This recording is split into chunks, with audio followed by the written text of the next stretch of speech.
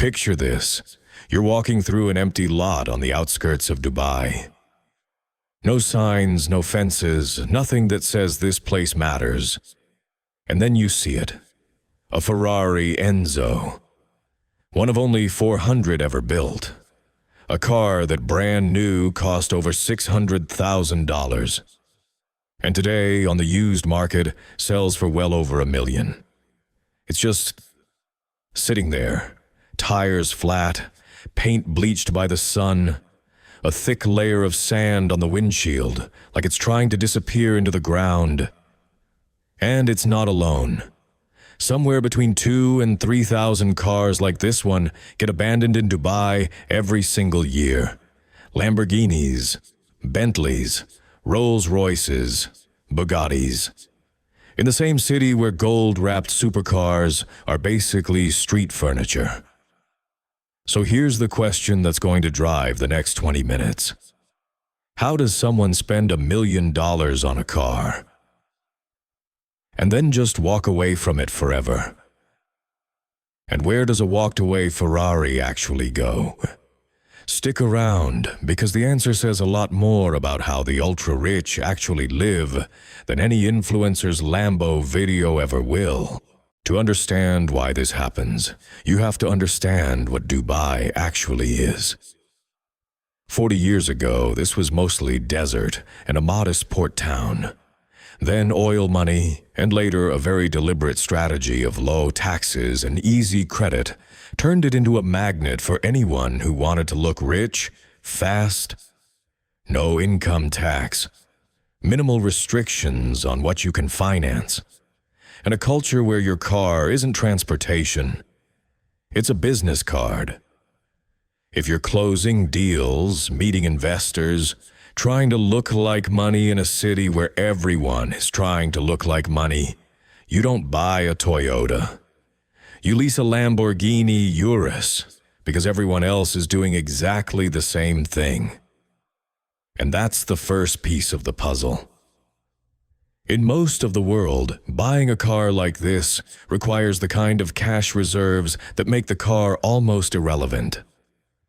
In Dubai, financing is aggressive. Banks and dealerships will hand out loans on a supercar the way other places hand out loans on a sedan. Low down payments, fast approval, minimal questions about whether your income can actually support a car that costs more to service than most people's annual salary. Here's the part people don't think about. Maintaining one of these cars isn't optional, and it isn't cheap. A routine service on a Lamborghini in the UAE can run you the equivalent of $2,000.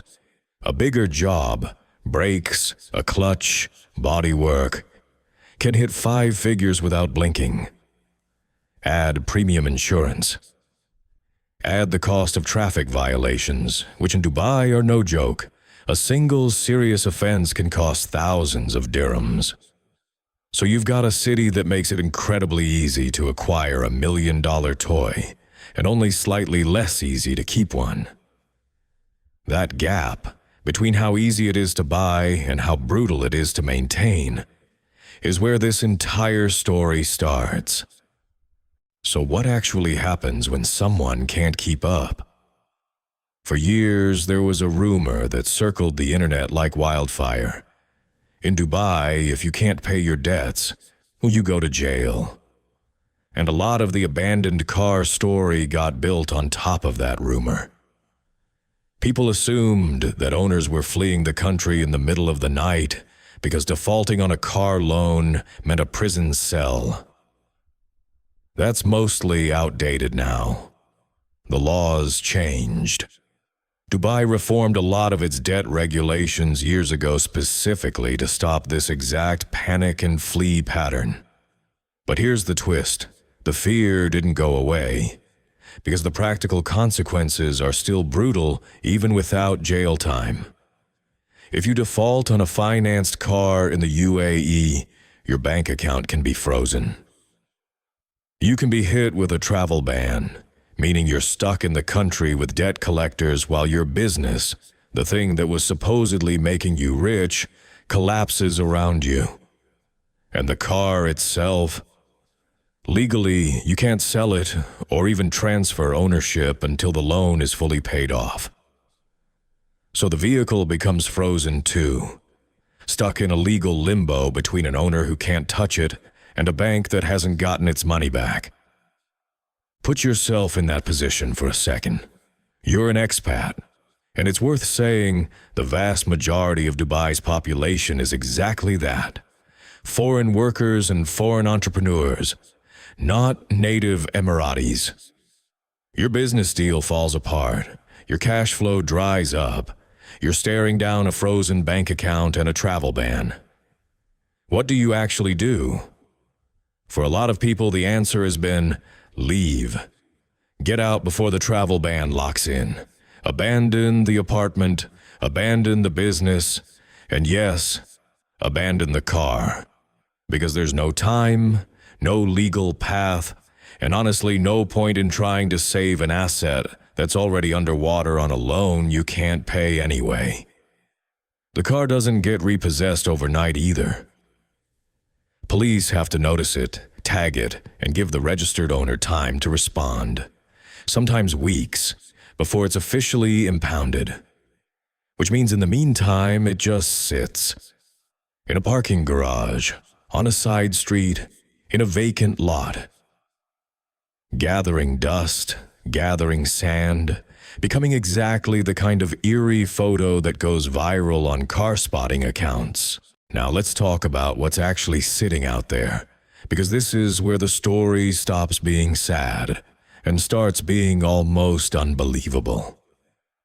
There's the Ferrari Enzo, one of the rarest, most collectible Ferraris ever made, found sitting in the open, its paint literally cooking under the desert sun for so long that when authorities finally moved it, they moved it specifically to protect it from further heat damage. There are Lamborghinis parked mid-street, doors unlocked, keys sometimes still inside, with strangers walking up to leave notes on the windshield.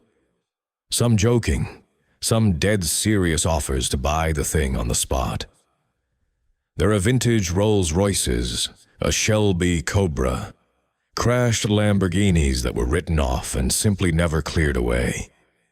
An entire informal graveyard that YouTubers have stumbled into in industrial districts on the edge of the city, camera in hand, genuinely stunned at what they're looking at. And here's the detail that really puts it in perspective. Some estimates put the value of a single one of these unofficial graveyards, just one lot, at around $10 million in cars. Sitting in the sun, depreciating, rotting from the inside as leather cracks and rodents move into engine bays. Meanwhile, a few kilometers away on Sheikh Zayed Road, someone is driving a nearly identical car, same brand, same model year, to a rooftop restaurant, gold rims, freshly detailed. That's the contradiction that makes this story hit so hard. It's not that Dubai doesn't have money.